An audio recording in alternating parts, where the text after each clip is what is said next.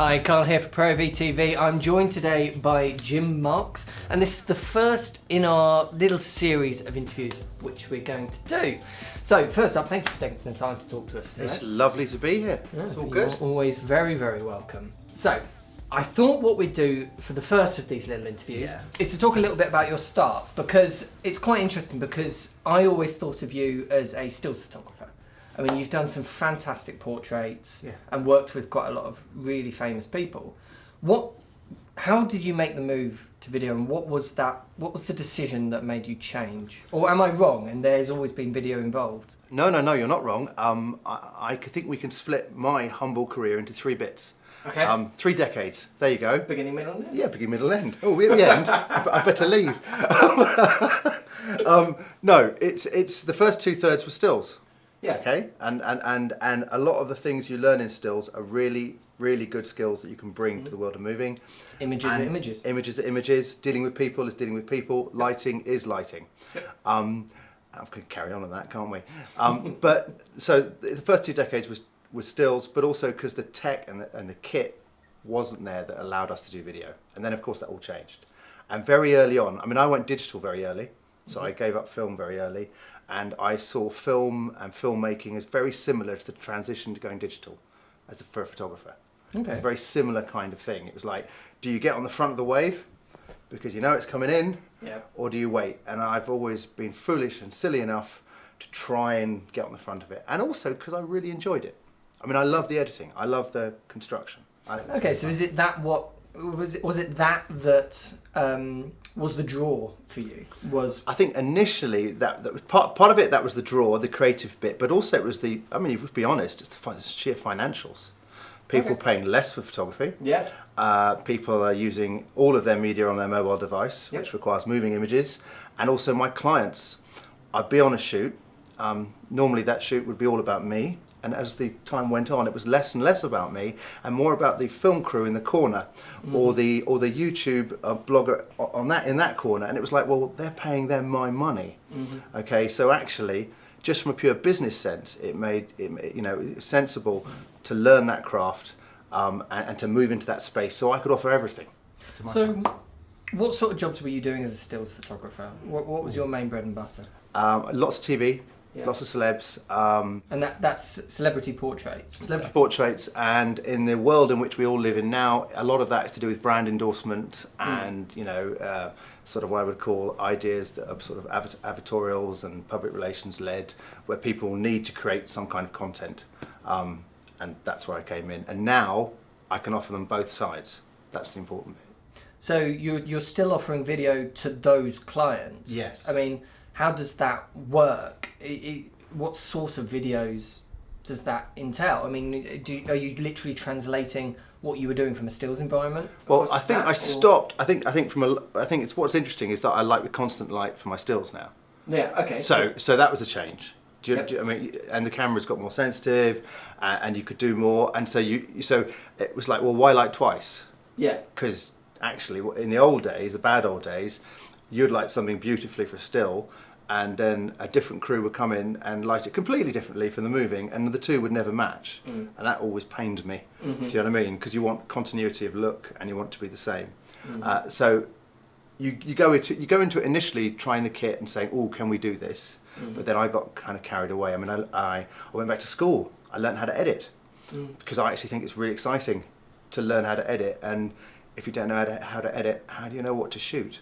Well, video is all about sequences. Yeah, exactly. No one video clip stands by itself ever. Yeah. So even an 8-second social media post, God help us, has to have some kind of beginning, middle, and end. Do you know what I mean? So working back from that, I learnt to edit. I learnt the kit. I learnt the lighting, and then I realised, as a photographer, I thought I'd bought everything. When I went into the world of filming, I realised to my horror I was only in the foothills of my purchasing.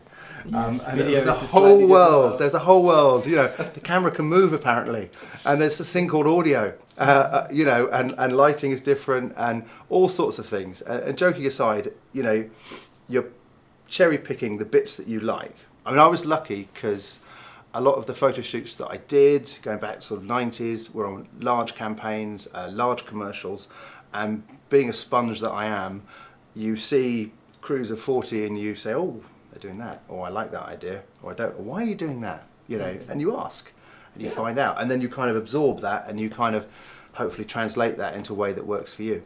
Absolutely, forever learning. Forever learning. I don't think it stops, actually. It doesn't stop, yeah.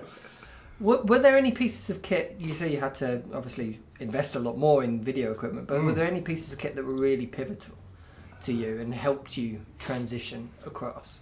I think early on, I mean, I've had a lot of cameras. It's like an embarrassing list. Lots of different manufacturers, and different manufacturers sort of come in and come out. I think your first decent tripod is key.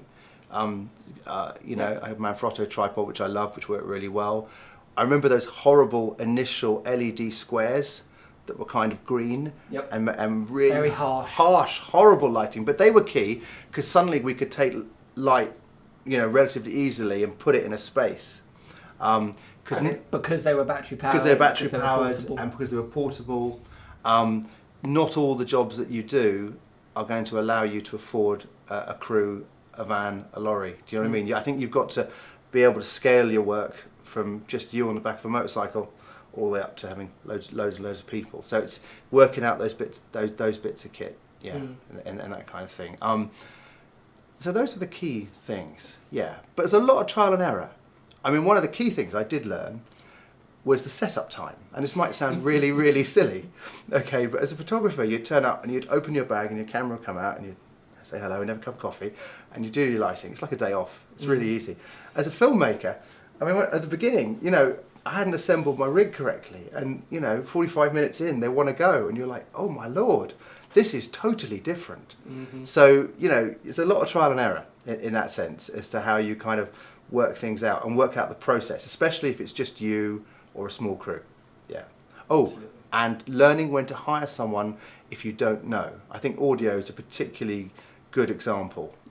Sound people, there's a lot to think about if you want great sound, and it's a challenging sound environment. You know, learning when to bring in expertise. I think because as a photographer, traditionally you're a sort of lone wolf. You're doing everything, but in the world of film, it's a much more collaborative thing. So very rarely is a video made completely in isolation by one person. Exactly. Yeah. I mean, what do you think were the big challenges and the main challenges that anyone would normally face when moving across from still to video? Well, the challenge is also trying not to do both badly. Does that sound? Gotcha. Does that sound sort of, you know? Yeah, that makes sense. Because you got your stills head, you got your moving head, and there have been times when you're on a job and your client's asking you to do, oh, can you do that? Can you do this? Can you do that? Can you do this? And you're thinking, I can, but I'm going to compromise both of them at this point. So, I mean, mirrorless hybrid cameras, GH5, GH5S. I mean, they're brilliant because I literally have on a custom dial on the top. I can flick between the two.